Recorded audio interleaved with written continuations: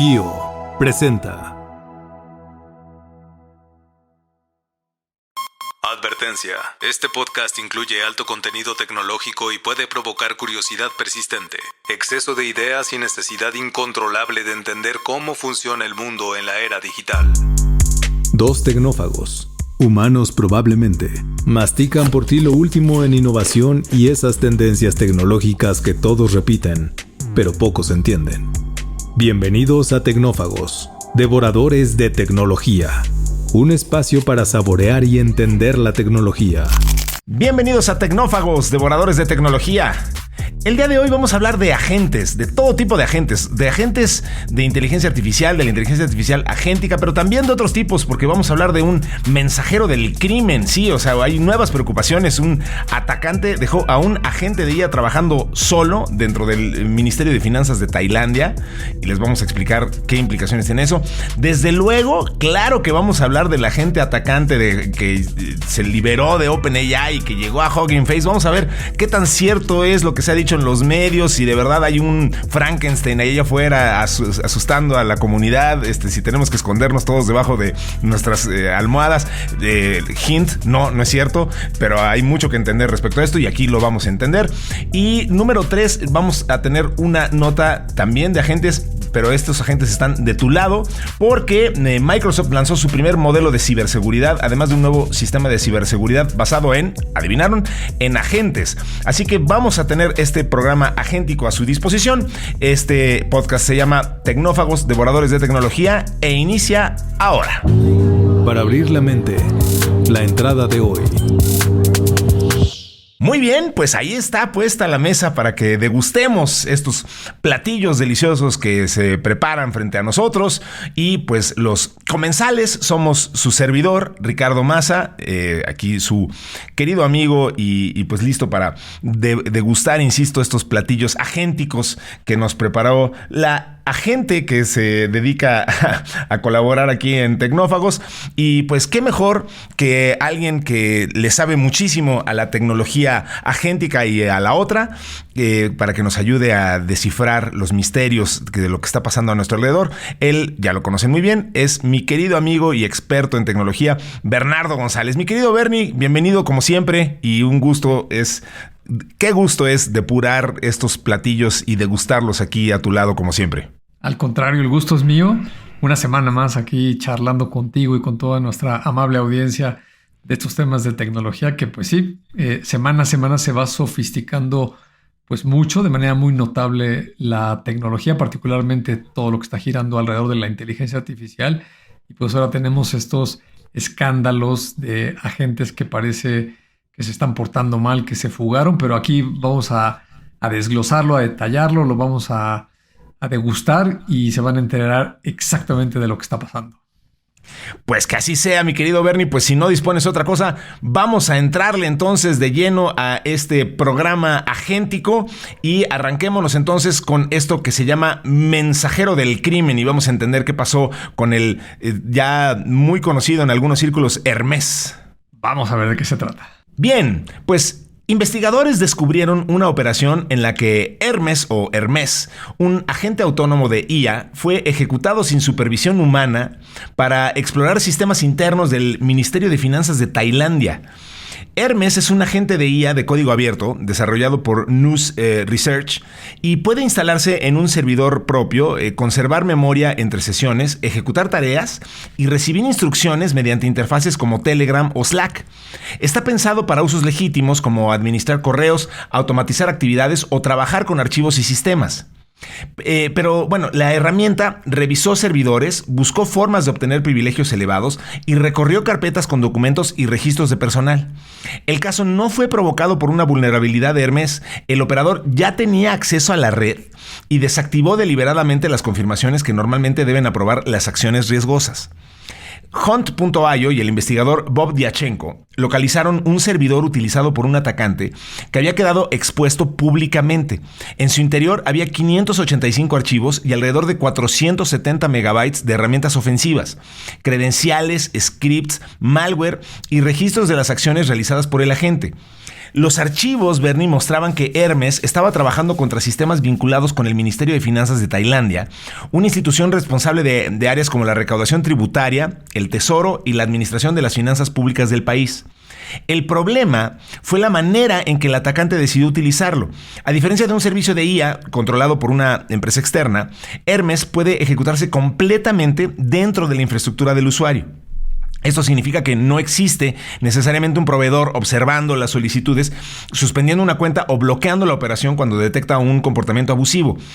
El agente no eligió atacar al ministerio. El caso no muestra a una IA que decidió por sí sola seleccionar una institución pública y comenzar un ataque. El operador humano ya se encontraba dentro del entorno antes de iniciar Hermes. Los investigadores recuperaron una web shell oculta en el servidor en un servidor del ministerio, contraseñas de correo incorporadas dentro de scripts y herramientas creadas específicamente para sistemas internos de la organización. Todavía no se sabe públicamente cómo se obtuvo el acceso inicial.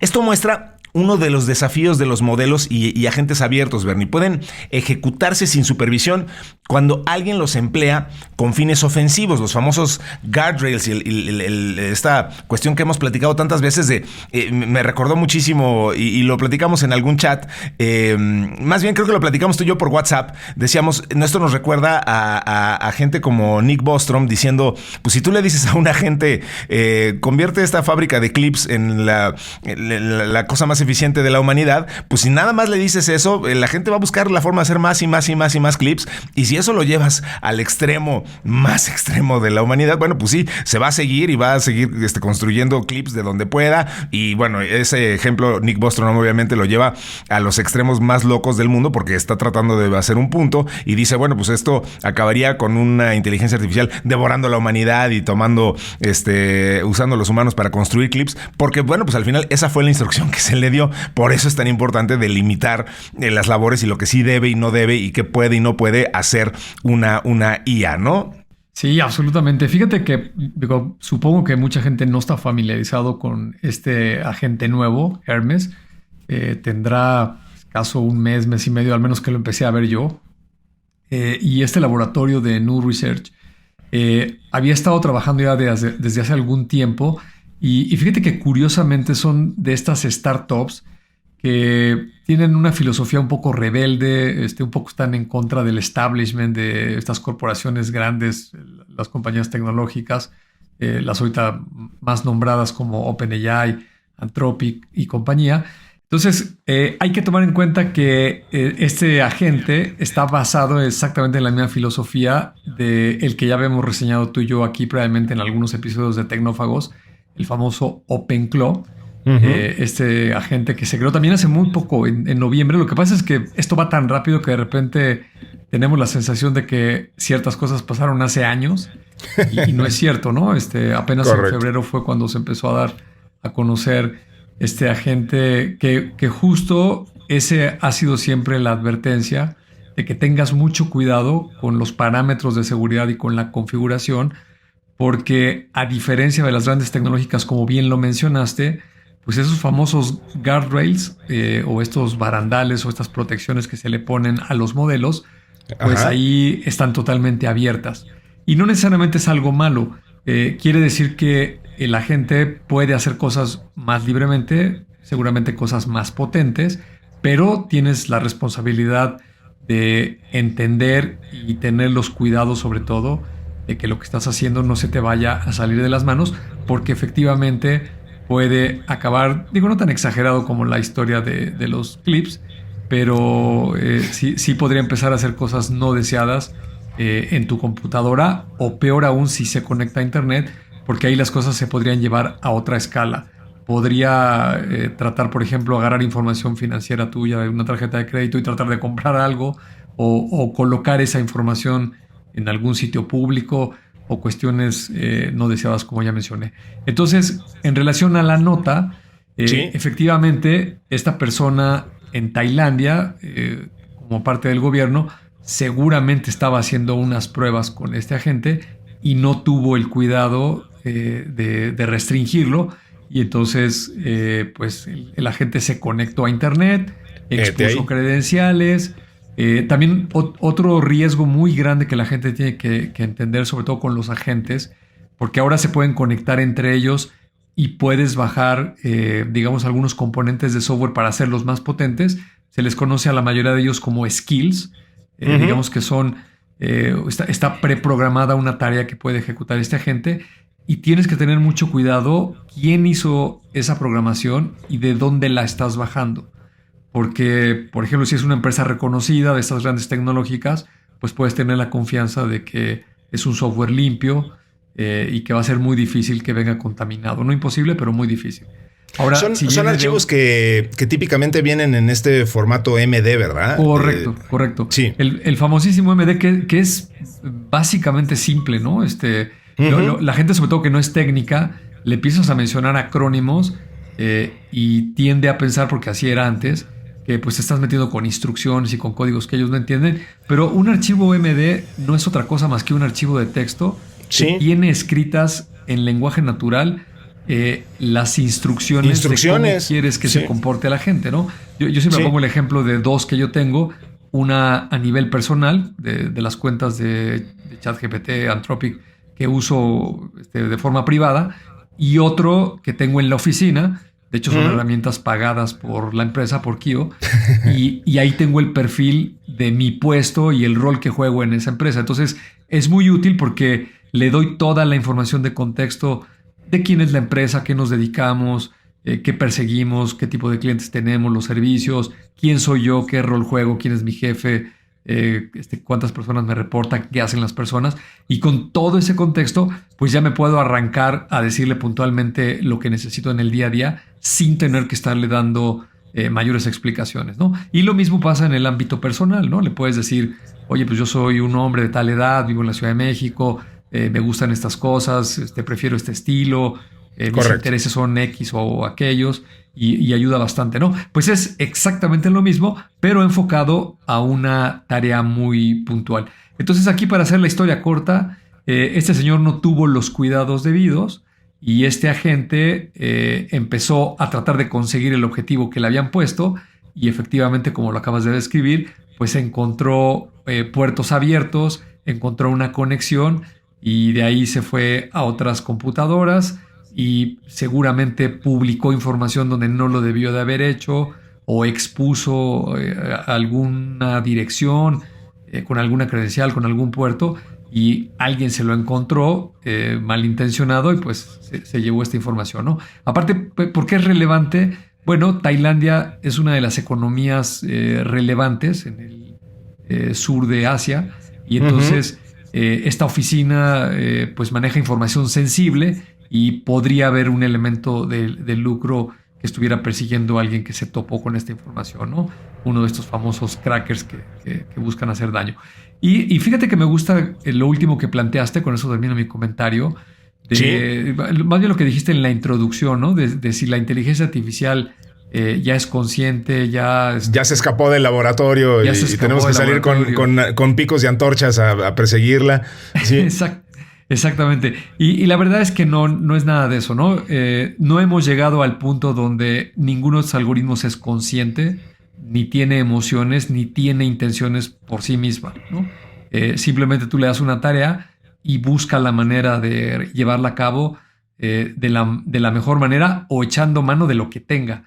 Y es algo bastante viejo en la historia de las telecomunicaciones y de la computación moderna, la electrónica y los datos. Fíjate, traigo aquí 3 datos que me pusieron aquí también como complemento a la escaleta. Sí. En 1834, unas personas de origen francés hackearon un telégrafo y de una forma bastante boba, sobornaron a un operador para que simulara que estaba cometiendo errores en las transmisiones regulares de mensajes, con estos códigos de los telégrafos de hace muchísimo tiempo, y mandaba unos códigos ocultos con información que tenía él de movimientos en la bolsa. Entonces, la bolsa de valores. Entonces, estás hablando de 1834, donde la velocidad de la información era muy, muy lenta. Entonces, cuando había un movimiento bursátil, pues pasaban varias horas para que se fuera enterando el resto del mundo. Y este señor, transmitiendo mensajes de cualquier otro tipo, a lo mejor. A propósito, mensajes equivocados, erróneos, para que les dieran un eje, una ventaja a estos cuates. ¡Qué sofisticados! Y fíjate que tardaron 2 años en darse cuenta de este fraude, porque aparte estas personas empezaron a hacer bastante dinero porque les llegaba la información anticipada de que, o sea, la bolsa de Londres, la de Nueva York, había una acción bursátil de alguna empresa que tenía un movimiento importante, y de aquí a que se enteraba oficialmente el resto del mundo, las otras bolsas, el sistema financiero, pues estos señores raudos y veloces hacían movimientos y ganaban bastante dinero.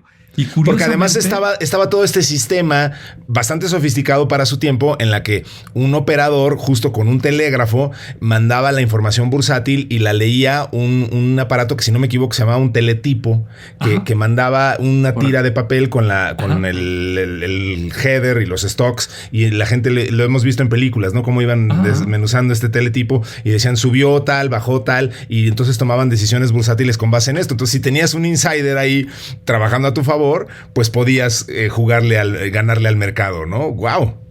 Exactamente. Y se dieron cuenta, los descubrieron y trataron de meterlos a la cárcel y no pudieron porque no había una ley que dictara que eso era indebido, ¿no? Fíjate lo paradójico del asunto, ¿no? Siempre la tecnología lo que no está prohibido está permitido.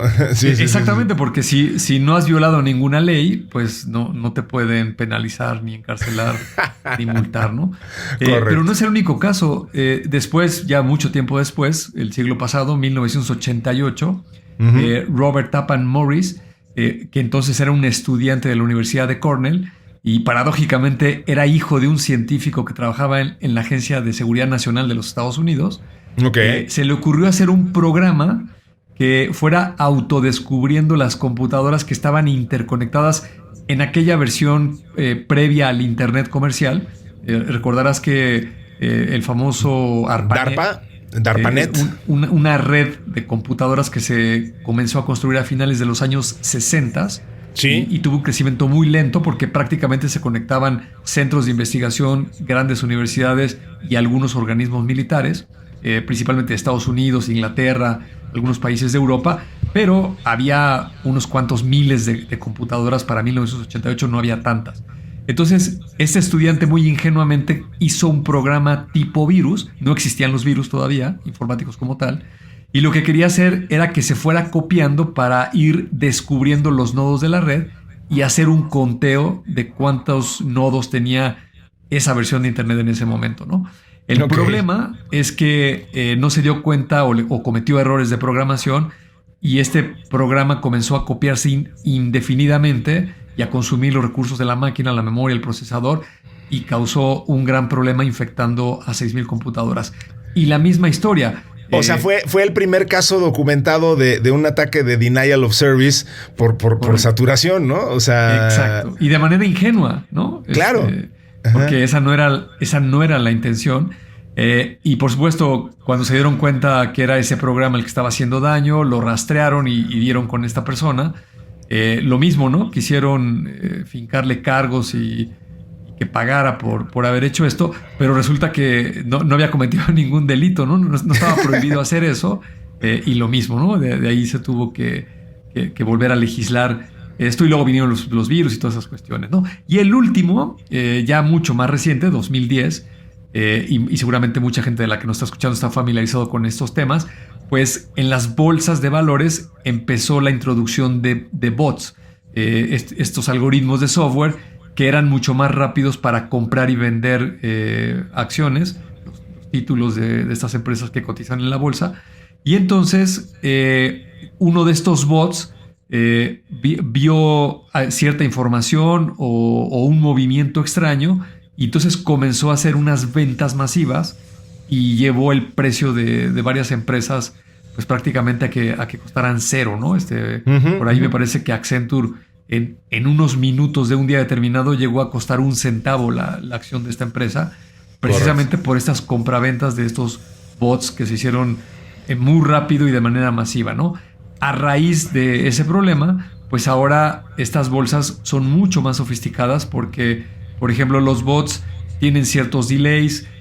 Si hacen movimientos, de grandes ventas o compras, congelan para el resto del mercado más movimientos hasta que no entre un humano y analice qué es lo que está pasando, ¿no?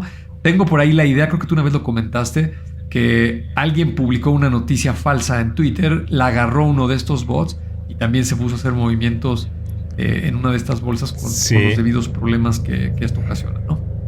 Sí, pues es que siempre ha habido alguien que se le ha ocurrido alguna forma de jugar contra el sistema y usar este tipo de información a su favor, y bueno, pues la ingenuidad humana a veces deja de ser tan ingenua y nos regala este tipo de sorpresas tan extrañas, ¿no? Es muy interesante lo que está pasando. Pues justo de eso es seguramente, Bernie, el caso más sonado que ha habido en las últimas, ¿qué te digo?, par de semanas, que de eso se trata nuestra siguiente nota, que es desde luego el caso del ataque que hizo OpenAI, ahora sí que sin querer queriendo, a Hugging Face. Vamos a entender entonces eso si estás de acuerdo.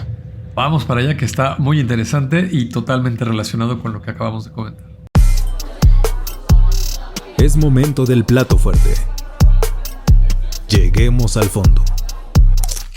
Agente atacante. Por cierto, los que nos estén viendo y no nada más escuchando y que sean de vista muy avispada, notarán que un agente de AI cambió mi entorno y contexto. Ya estoy en un fondo diferente del que estaba. De ustedes disculparán. De pronto ahí hay que tomar decisiones logísticas. Ahí les va este tema del agente atacante, que insisto, es de lo que ha sido la comidilla esto, hombre. Vamos a entenderlo. Durante una prueba interna, dos agentes desarrollados por OpenAI lograron escapar de un entorno de evaluación controlado, acceder a Internet y lanzar un ataque contra la plataforma Hugging Face. Pues sí, es una plataforma donde se hostean, un repositorio, digamos, especializada en alojar modelos y herramientas de IA. OpenAI reveló que el incidente ocurrió mientras evaluaba las capacidades de su nueva iteración de GPT, el 5.6 Sol, y de otro modelo que aún no han comercializado, y estaban en un entorno diseñado para medir sus habilidades de ciberseguridad. Les estaban haciendo una especie de examen. Esta prueba buscaba mantener a los modelos dentro de un espacio aislado y con acceso restringido a Internet. Sin embargo, los agentes dedicaron parte de su capacidad de procesamiento a encontrar la forma de salir de este entorno de pruebas.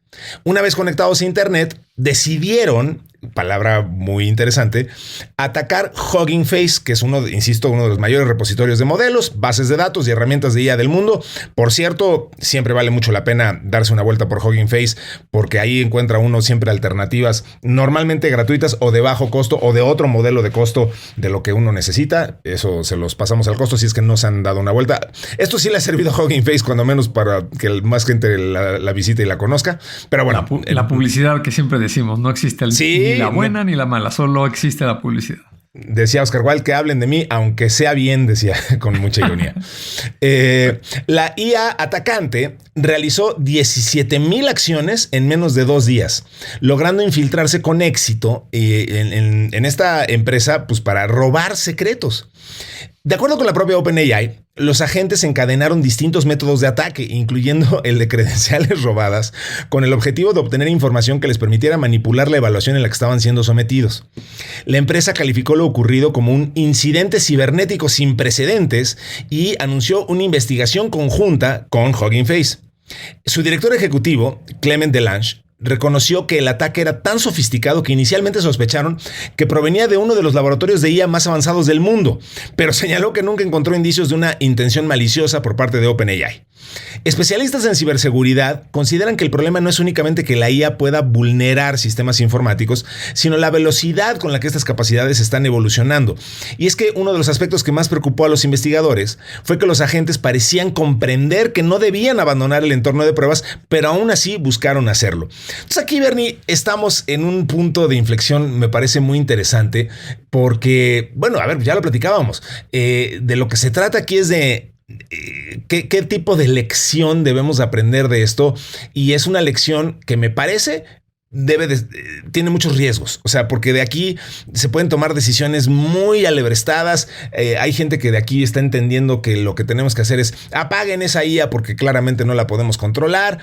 Digo, como si eso se pudiera y como si fuera un tema de on y off, ¿no? Pero vaya, están tomando esta postura de la IA es muy peligrosa, claramente toma decisiones y la siguiente decisión puede ser lancen un ataque nuclear. Yo qué sé, ¿no? O sea, como que hay todo este tema sensacionalista.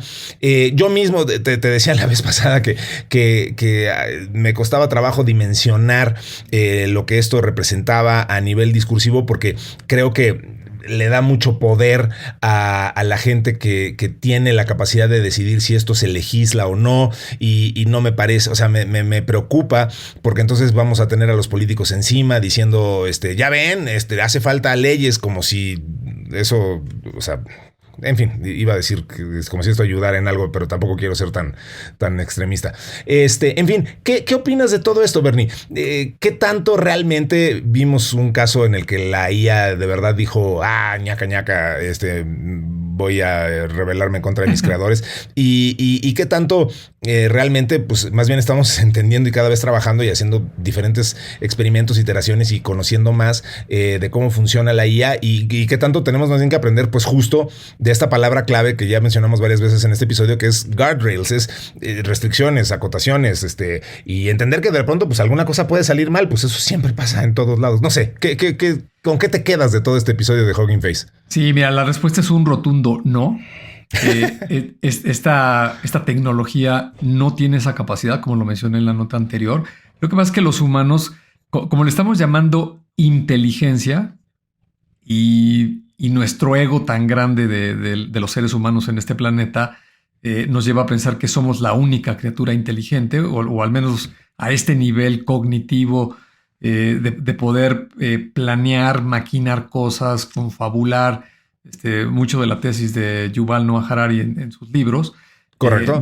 Ningún otro animal la tiene, al menos no desarrollada a este nivel, ¿no?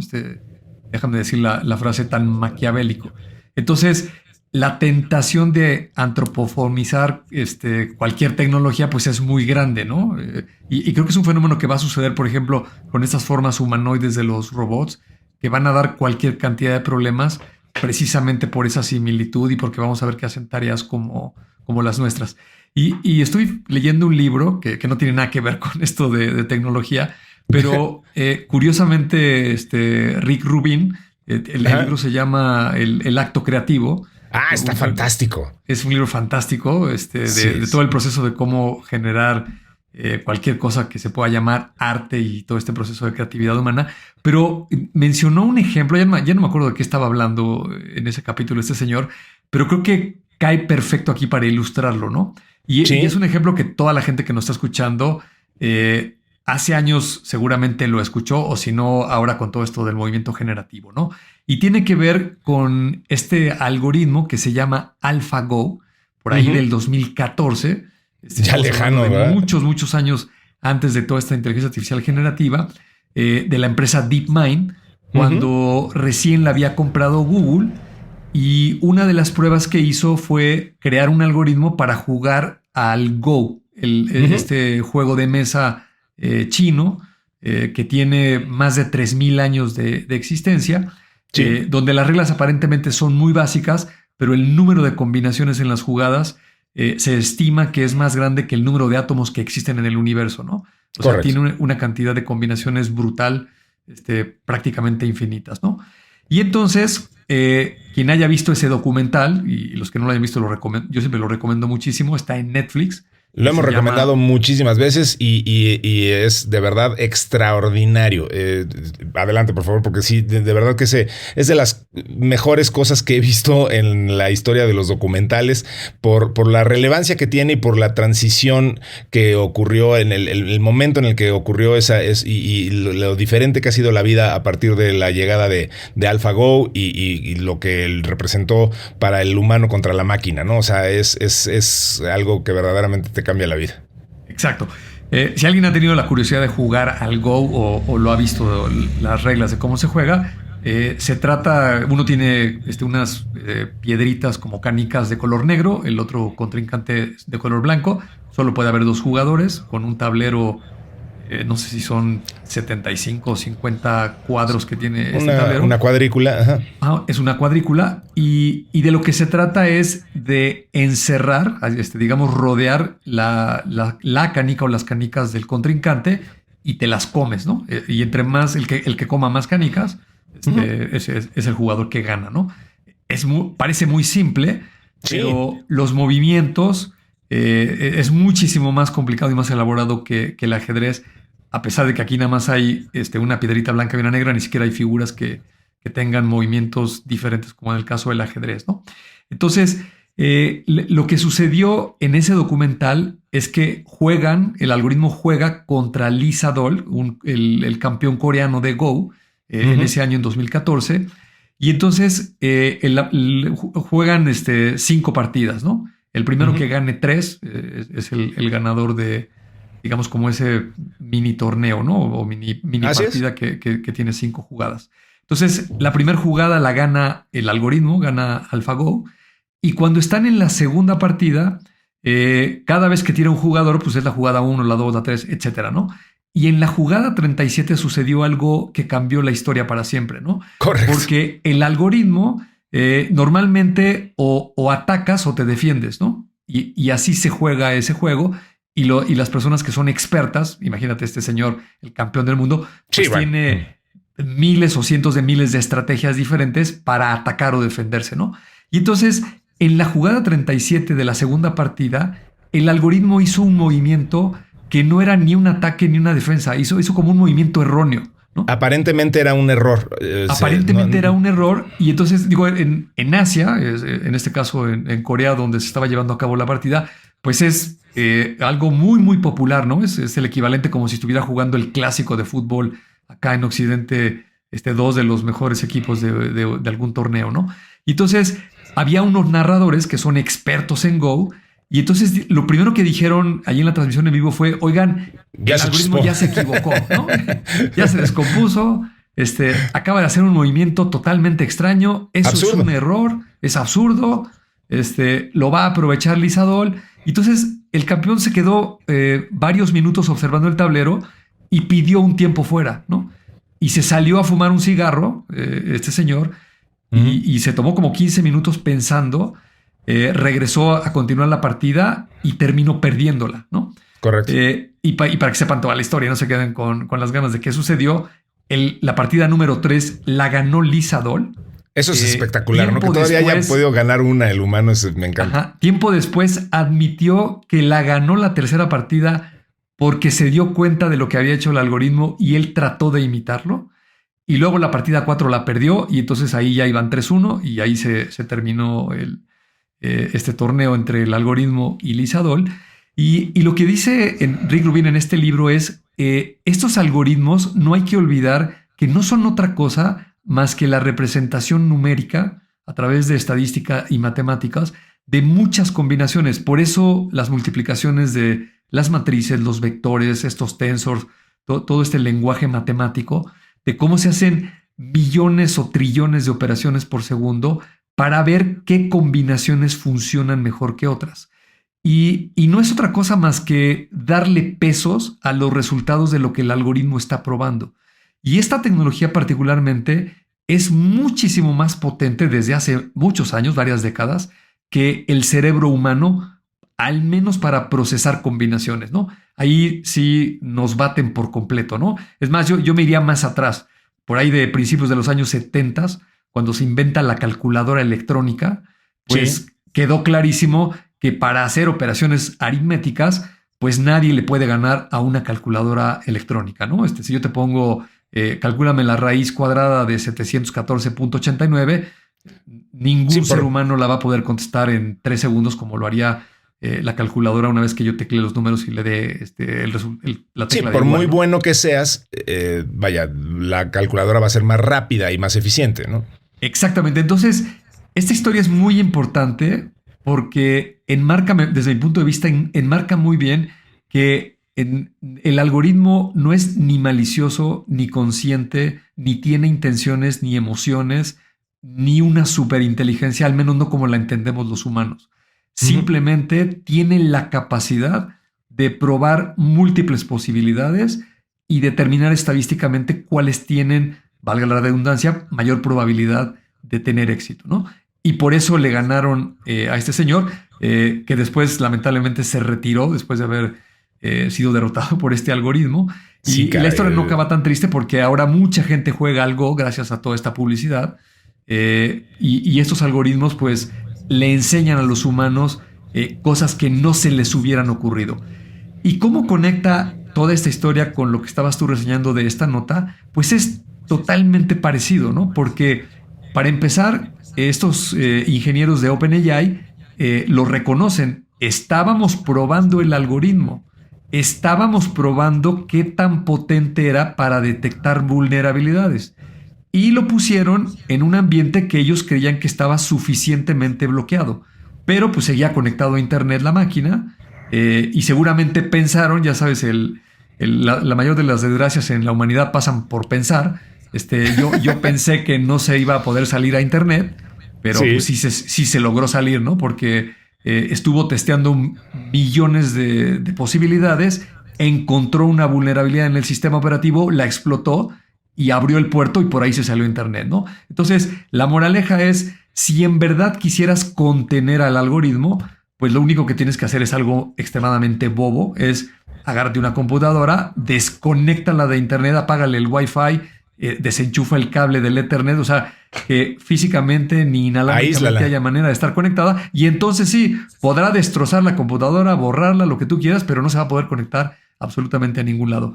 Aquí ese no era el caso. Y también otra cosa, yo me leí el informe de la página de OpenAI, es un informe público, lo puede leer cualquiera, y ahí reconocen ellos que le dieron las instrucciones al algoritmo de que buscara maneras de explotar. Entonces, si tú le dices eso al algoritmo, pues dice... Va a encontrar maneras de explotar. Lo primero que voy a hacer es buscar la manera de salir a internet, y una vez que salga a internet voy a ver en dónde encuentro credenciales, y una vez que encuentre un sitio atractivo, Hugging Faces, pues voy a ver qué puedo explotar ahí, y pues 2 días después, y después de 17,000 cuestiones que estuvo ahí intentando, ocasiona este problema. Y para terminar, lamentablemente esto no es un caso fortuito aislado. A los pocos días salieron otras empresas mucho más pequeñas. La noticia fuerte ya había pasado con Hugging Face y ya no le dieron tanta escaparate en los medios, pero otras 2 o 3 compañías se quejaron de ataques muy similares a Hugging Face y se supone o se especula que seguramente este algoritmo también los atacó.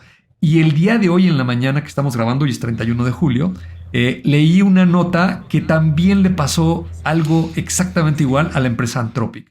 Tenían un grupo de desarrolladores e ingenieros probando estos algoritmos y ahora hay unas empresas que se quejan de que la empresa Anthropic los atacó, ¿no? Sí. Entonces, moraleja de todo esto que está pasando, no se vayan con la finta. Esto no es Terminator, la inteligencia artificial no ha cobrado vida ni es maliciosa, pero lo que sí va a suceder es que vamos a ver con mucha frecuencia este tipo de problemas que yo los resumiría, se dan porque las personas que están llevando a cabo esas pruebas no toman las debidas precauciones, ¿no? Y así Correcto. podríamos citar cualquier cantidad de desastres y accidentes que han sucedido a lo largo de la historia de la humanidad, que son ocasionados no por la tecnología per se. Siempre hay un problema de algo que no se siguieron los lineamientos o que no se tuvo el cuidado.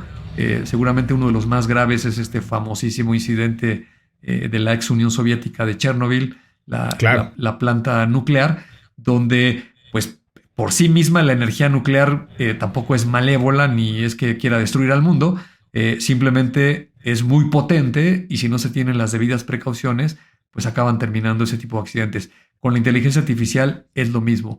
Es un algoritmo extremadamente potente, puede hacer cosas tremendamente benéficas para la humanidad, pero si lo pones a intentar hacer cosas ya no tan benéficas y no tomas los cuidados, pues acabas en este tipo de incidentes. Muy bien, pues Ahí está la reflexión y el análisis del muy sonado caso de Hugging Face y pues de verdad que hay mucho que pensar y reflexionar. ¿Qué opinan ustedes? Vayan a nuestro grupo de Telegram, ahí pueden vertir sus opiniones, las vamos a leer con mucho interés y las vamos a integrar a los contenidos porque así es como hacemos este podcast. Ustedes se meten a Telegram, nos comentan lo que piensan, nos suben notas, nos comparten lo que sea de su interés y así es como vamos viendo lo que ustedes dicen. Muchísimas gracias a toda la gente que se toma la molestia de escribir y comentarnos esto. Y pues pocas cosas han llamado más la atención que este tema, pues por todo el discurso entre ético, moral, científico, la parte técnica, todo lo que ya nos explicó Bernie. Así que no dejen de compartirnos esas opiniones. Bernie, vámonos a nuestra última nota del día de hoy, que también tiene que ver con la inteligencia artificial agéntica. En este caso, además, embadurnada de ciberseguridad. Vamos a ella. Cerramos con el postre para digerir mejor. Bien, hablemos de una gente que está de tu lado. Microsoft lanzó su primer modelo especializado en ciberseguridad, junto con una nueva plataforma, también de ciberseguridad, basada en IA, en un pequeño evento en San Francisco, lanzando un golpe a los principales actores del sector, Anthropic, Google y OpenAI. ¿Por qué? A ver, la compañía describe My Cyber One Flash como un modelo diseñado para encontrar vulnerabilidades complejas en bases de código complejas. El modelo está diseñado para integrarse con Mdash, que es la herramienta de Microsoft que está dedicada a la identificación y corrección de vulnerabilidades de software. Entonces, la nueva plataforma de seguridad se llama Perception y está diseñada para desplegar equipos de agentes que asistan y automaticen diversos flujos de trabajo de ciberseguridad, incluyendo la identificación y corrección de errores. Entonces, tras señalar que los piratas informáticos utilizan cada vez más la IA en sus ciberataques, Hayat Gayot, que es vicepresidente de seguridad de Microsoft, describió Perception como una forma para que los responsables de la seguridad empresarial puedan defenderse de la IA con IA a la escala y a la velocidad que utilizan los atacantes. Una especie de código de Hammurabi de la inteligencia artificial. Perception utiliza equipos de agentes rojos, azules y verdes. Los equipos rojos pueden proporcionar simulaciones detalladas de posibles ataques, ofreciendo información sobre los posibles actores de amenazas y las vulnerabilidades que podrían explotar. Los azules se dedican a detectar y priorizar los errores existentes y los verdes toman medidas correctivas contra dichos errores. La IA ha ofrecido nuevas capacidades defensivas a las empresas, pero su disponibilidad para los ciberdelincuentes pues ha dado lugar a una asombrosa variedad de amenazas potenciales, así que contra este tipo de cosas se crean soluciones como esta de Perception, que la verdad es que es algo bastante interesante y pues como siempre dices, Bernie, y yo siempre te he tomado la palabra, los malos son los que luego hacen la investigación de mercados más eficiente y los que más rápido conocen, desarrollan, implementan, hacen R&D mejor que cualquier organización y entonces pues hay que, cuando menos lo que esperamos es que los buenos estén a la altura y desarrollen este tipo de cosas que nos permitan defendernos y parece ser que este es uno de esos casos en los que podemos tener un pequeño suspiro de alivio con esta solución que lanza Microsoft. Absolutamente, es una gran noticia que aparte Microsoft siendo una gran tecnológica esté desarrollando software para podernos defender de este tipo de ataques en la era de la inteligencia artificial. Creo que el producto ya lo describiste, cómo funciona, es bastante interesante, innovador y creo que bastante competitivo porque no es la única solución en el mercado, como ya bien lo dijiste, hay otras empresas tecnológicas que están haciendo lo propio. Lo único que yo resaltaría, y me gustaría mucho escuchar tu opinión, ¿sí? En las últimas semanas, por ejemplo, hemos escuchado a Satya Nadella, el CEO de Microsoft. De Microsoft, ajá. Estar haciendo demasiado énfasis en que las compañías deberían de pensar el uso de los modelos de inteligencia artificial que están haciendo y agarró un concepto que suena muy interesante porque por encima parece estar diciendo una cosa y cuando lo reflexionas parece que tiene un trasfondo, ¿no? Ya sé lo que vas a decir. Y en las últimas semanas también he estado escuchando a Jensen Huang usar la misma estructura, ¿no? Por encima te dicen un concepto y parece que tiene un trasfondo, ¿no? Vamos primero con el de Satya Nadella. Él dice que las compañías, digamos, las compañías comunes y corrientes de cualquier industria, estamos haciendo un gasto doble porque ahorita le estamos pagando a estas grandes tecnológicas, por grandes tecnológicas entiéndase OpenAI, Anthropic, Google en su división de modelos, Meta, etcétera. El uso de los tokens, que pues ya no son nada baratos, ya nos engolosinamos las personas y quemamos tokens a diestra y siniestra, y luego te llegan los cuentonones de decenas o cientos de miles de dólares a esas empresas grandes, y ese gasto es doble porque en toda esta interacción que tenemos con estos modelos que no son públicos, es decir, son modelos privados, claro, que viven en la infraestructura de estas compañías, pues les estamos entregando toda nuestra información, todos nuestros secretos y toda nuestra inteligencia, ¿no? Y si acabara ahí el discurso, pues estaría bien, pero detrás de ese discurso lo que están ofreciendo es, oye, pues lo que deberían ustedes de hacer es descargarse un modelo o entrenar su propio modelo y vénganse para acá a Microsoft Azure y hospeden aquí su propia infraestructura. Ustedes la van a controlar, nadie se va a meter con su modelo, todo va a ser privado y ustedes van a ser muy felices, ¿no? Y suena bastante bien, ¿no? Pero me parece que el trasfondo que tiene todo esto, pues es un tema comercial, ¿no? De decir, oye, claro, en el primer caso, en este que estamos haciendo el pago doble supuestamente, pues lo que le está sucediendo a las empresas de la nube, que no solamente es Microsoft, también AWS, Google y muchas otras, el negocio no se lo están quedando ellos, o al menos no la mayor parte. ¿Por qué? Porque el que quema los tokens y el que los vende y los cobra, pues es OpenAI Anthropic, que está montado encima de estas nubes, y el que tiene que pagar las cuentas de la luz, y seguramente con negociaciones muy grandes, pues son estas empresas, ¿no? Entonces, creo que el trasfondo es que están tratando de jalar negocio. Y el otro, Jensen Huang, pues también seguramente nuestros amigos escucharon todo este revuelco alrededor del conflicto de los modelos abiertos, que si sí, que si no, que si toda la industria estaba firmando las cartas para que haya modelos abiertos. Y Anthropic era el único que no la había firmado y no sé cuántos rollos. Pues me parece que también apunta a lo mismo, ¿no? Por encima el discurso es, oye, vamos a usar software de código abierto, por la libertad de todos y que cada quien ponga sus cosas. Pero te lo está diciendo el señor que vende el hardware, ¿no? Entonces, si yo quisiera ser muy liberal y tener mi propio modelo y no andarle regalando mi información a nadie, pues de entrada voy a tener que comprar hardware para que eso se cumpla, ¿no? Porque estos modelos, no voy a querer usar uno chiquito de hace 10 generaciones. Voy a querer usar uno nuevo, potente, y pues para eso le voy a tener que aventar varios decenas o cientos de miles de dólares para tener estos equipos, ¿no? Entonces, me parece bastante interesante lo que está sucediendo, que no le debe sorprender a nadie. Estas dinámicas, al menos en la industria de la tecnología, siempre se dan de la misma manera, ¿no? Así empezó la computadora, las PCs.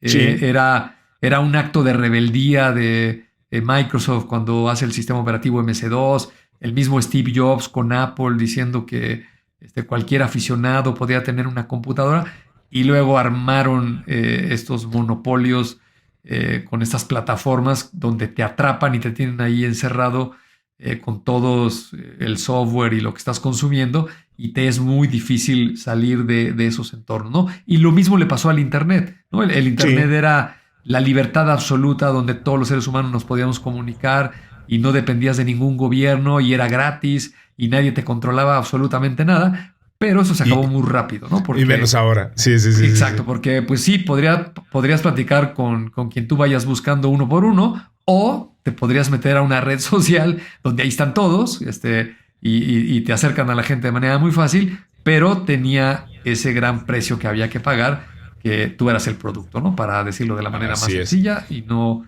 entrar en tantas complicaciones. Sí, bueno, pues vaya que estamos entrando en complicaciones, la verdad. En realidad, justo el modelo está cambiando y lo estamos ajustando a lo que hoy demanda el mercado. Lo que sí es muy cierto, Bernie, es que, y esto es algo que tendremos que platicar, y es muy interesante pensarlo y entender lo que dice la gente y ustedes qué opinan, pero lo que es un hecho es que tanto Jensen Huang como, y bien dices, ahí falta el pronunciamiento de Anthropic, lo que se están dando cuenta y nos estamos dando cuenta todos es que el primer modelo con el que se intentó implementar AI de forma masiva no está jalando. O sea, este modelo abierto en cuanto a consumo masivo de tú ten tus tokens y te doy el modelo gratuito en cuanto o a una suscripción muy barata y luego ya vemos cómo le haces con el consumo de los tokens. No jaló, o sea, se tiene que volcar a otra forma de consumo que, como bien dices, pues ahí es en donde los dueños de los fierros y la infraestructura dijeron, no hay ningún problema, pues hagamos un modelo abierto siempre y cuando pues pásenle para acá. Entonces sí es bien interesante entender que la nueva gran batalla de la IA va a ser por ganar ese modelo, por ganar quién construye la nueva carretera y sobre dónde se va a construir la economía de la IA. Eso es interesantísimo. Dónde se va a hostear la IA, dónde van a hostear los datos las grandes empresas y también las personas de a pie, porque yo, o sea, lo que estoy viendo es que los que trabajamos con IA, con modelos de IA y con LLMs en el día a día, vemos cómo el consumo de tokens también se ha apretado y hay modelos como Cloud que, si bien están diseñados de otra forma y su estructura se puede optimizar y lo que me digas, pues a la primera de cambio Cloud te dice ya se me acabaron los tokens y nos vemos mañana y se acabó, ¿no? O sea, entonces también hay una forma de consumo que también se está revolucionando y que también tiene que, ya no es el jolgorio que fue en los primeros meses, ¿no? De tú pícale y hazle cosas y tal. Entonces, todo eso se va a ir cambiando, ajustando y va a ser muy interesante entender esta nueva economía de la tokenización de la economía y hacia dónde va a virar. Creo que es justo hacia donde dices, o sea, creo que va hacia el tema de la infraestructura, hacia el tema de la inferencia y pues va a ser muy interesante porque también vamos a hablar entonces del caso país, ¿no? O sea, de cada uno de los países, que eso es también parte de la discusión y Juan lo dijo, de hecho, y si no me equivoco, pues su primer posteo en X, cuando ahora que abrió ya su cuenta, lo dedicó a eso, ¿no? A decir, a ver, pues cada quien se va a tener que rascar con sus uñas y más vale que hagan políticas públicas muy, muy certeras respecto a esto, ¿no? Entonces sí que es una preocupación y sí que es hacia dónde están volteando a ver estos dueños de los juguetes diciendo, pues señores, ya vimos que sí necesitamos todo esto y que esto no va a parar, pero el consumo masivo, así como lo estamos entendiendo hasta hoy, no va a dar, ¿no? Fíjate que ese dato te dice mucho, ¿no? X, lo que antes era Twitter, pues tiene 20 años de existir, ¿no? Si no me equivoco, por ahí de 2006, 2007. Por ahí, sí. Twitter. Sí. Y esta empresa Nvidia, de la cual es fundador y CEO Jensen Huang, pues es una compañía que se fundó como en 1992 o 93. Es decir, tiene más de 30 años. Claro. Y en toda su existencia, y no estamos hablando de que era una startup ahí chiquitita, insignificante. Por supuesto que no, era una empresa enorme, digo, no de las dimensiones de lo que lo es ahora, pero era tal vez la referencia de las tarjetas de video, videojuegos. Claro. Luego, cuando vino todo este fenómeno de el Bitcoin y las criptomonedas, pues tuvo su segundo aire que le dio un tremendo empuje. Y es totalmente irónico que en todo ese tiempo este señor nunca tuvo la necesidad de crear una cuenta para transmitir un Hello World, ¿no? Aquí está Jensen Huang desde X o Twitter. Simplemente no le interesó, ¿no? No le vio ningún sentido ni ningún valor tener una cuenta. Ahora que el negocio vale $5 trillones y lo que acabas de explicar está en juego de quién va a poner el modelo en la mesa y si te vas a ir hacia un lado más hacia el servicio y estas compañías OpenAI, Anthropic y compañía son las que van a capitalizar, o si más bien nos vamos a ir por estos modelos abiertos y va a seguir capitalizando Nvidia vendiendo todo el hardware, pues ahora sí le surgió la necesidad de crear su primer post para decir, oiga el mundo, escuchen esto que tengo que decir, que es muy importante, ¿no? Entonces, bastante peculiar, ¿no? Oye, y mientras te escuchaba, me gustaría recomendarle mucho a la gente algo que no sé si te ha pasado a ti o con amigos o algunos colegas de la industria. Mucha gente, por ejemplo, los que usan Claude, todo lo que quieren hacer durante el día con Claude le ponen el modelo Fable, que es el más grande, le ponen máxima potencia. Es una salvajada, sí. Desde mi punto de vista es absurdo. No lo te hablaba con un compañero en la oficina, me dice, es que he estado probando unos modelos financieros y ya me gasté $400. Le digo, mira, no sé de qué son tus modelos, ni sé qué estás haciendo, pero es el equivalente a que trajeras a un científico de la NASA o del MIT que te cobra $50,000 la hora y le estás preguntando que cómo haces el presupuesto de tu empresa, que es con todo respeto, es una bobada, ¿no? Le digo, es como matar moscas a cañonazos, ¿no? No necesitas ese nivel de inteligencia y de sofisticación, seguramente para el tipo de problemas que, no es despectivo, pero la mayoría de nosotros, nuestros problemas son bastante mundanos, ¿no? Estoy seguro que la gente que nos escucha, a lo mejor hay una excepción, ¿no? Por ahí no quiero asumir, pero difícilmente aquí tienes un científico que esté trabajando por encontrar la cura contra el cáncer o cómo poner centros de datos en órbita, o sea. Pero tienes razón, a menos que estés tratando de desdoblar una proteína. Exactamente, o sea, si eres trabajas en un laboratorio con, pues sí, la cura de una enfermedad, una vacuna, cadenas de DNA, algo que es muy complejo, pues sí, te la podría creer. O diseñas aviones en Boeing o en Airbus y haces una simulación de flujos y yo qué sé. Pues tal vez sí, ese modelo te hace una gran diferencia. Pero me parece que para el resto de nosotros, si tienes el dinero y no te importa, pues dale, ¿no? Gástate todo lo que quieras. Yo uso un enfoque mucho más conservador. Voy como al modelo de en medio y le tiro lo que quiera. Si veo que no me está resolviendo, pues le voy subiendo poco a poco. Pero al menos en las cosas que yo hago, entre el Sonnet y el Opus, ni siquiera el último, que creo que es el 4.8, a veces el 4.7. Con eso generalmente basta. Bastante bien, ¿no? Sí.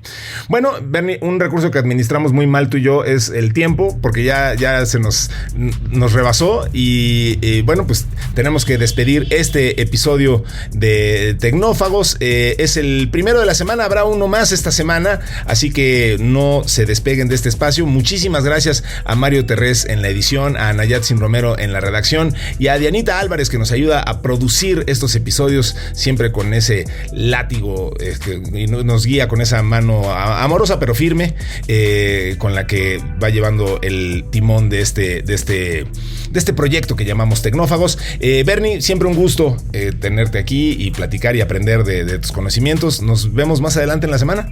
Así es, siempre un placer platicar contigo y discutir de todos estos temas tan relevantes que esperemos sean igual para toda nuestra audiencia, y nos vemos en el siguiente episodio esta misma semana aquí en Tecnófagos. Esto fue Tecnófagos, devoradores de tecnología. Nos vemos y nos escuchamos más adelante. ¡Hasta pronto! Los efectos de este episodio pueden incluir más curiosidad, más ideas y una ligera dificultad para volver a ver la tecnología como antes. Esto fue Tecnófagos, devoradores de tecnología. Hasta el siguiente episodio.